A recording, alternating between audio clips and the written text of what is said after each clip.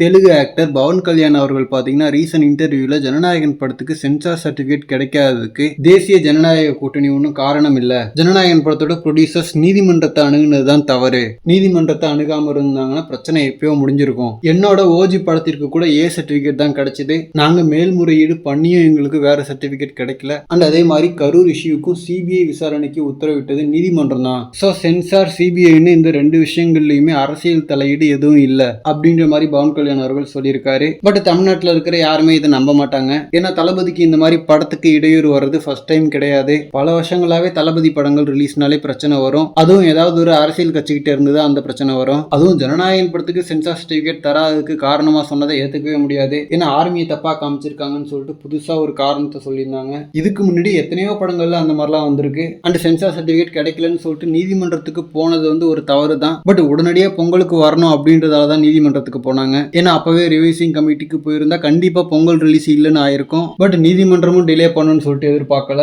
And அதுக்கப்புறம் revising கமிட்டிக்கு படத்தை அனுப்பி கூட இப்போ வரைக்கும் படத்தை அவங்க பார்க்கல. ஏதேதோ ரீசன் சொல்லி படம் பார்க்கறத தள்ளி போட்டுக்கிட்டே வராங்க. ஸோ நீதிமன்றத்தை அணுகாம அப்பவே படத்தை ரிவைசிங் கமிட்டிக்கு அனுப்பியிருந்தாலும் இதே நிலைமை தான். எலெக்ஷனுக்கு முன்னாடி படத்தை ரிலீஸ் பண்ணிடக்கூடாதுன்னு சொல்லிட்டு அவங்க முடிவு பண்ணிட்டாங்க. ஸோ அதனால என்ன பண்ணியிருந்தாலுமே வேலைக்கு ஆயிருக்காது. Okay friends, election date announce பண்ணியாச்சு. ஸோ ரிவைசிங் கமிட்டி படம் பார்த்துட்டா எப்படியும் ரிலீஸ் டேட் அனௌன்ஸ் பண்ணிடுவாங்க. ஏன்னா இனிமேல் மோஸ்ட்லி ரிவைசிங் கமிட்டியில் படம் கிளியர் ஆகிடும் தான் நினைக்கிறேன். ஓகே, இந்த மாதிரி தளபதி பற்றின ஹாட்டான அப்டேட்ஸ்க்கு நம்ம விஜய் ஃபோர்ட் சேனலை சப்ஸ்கிரைப் பண்ணுங்கள். தேங்க்யூ.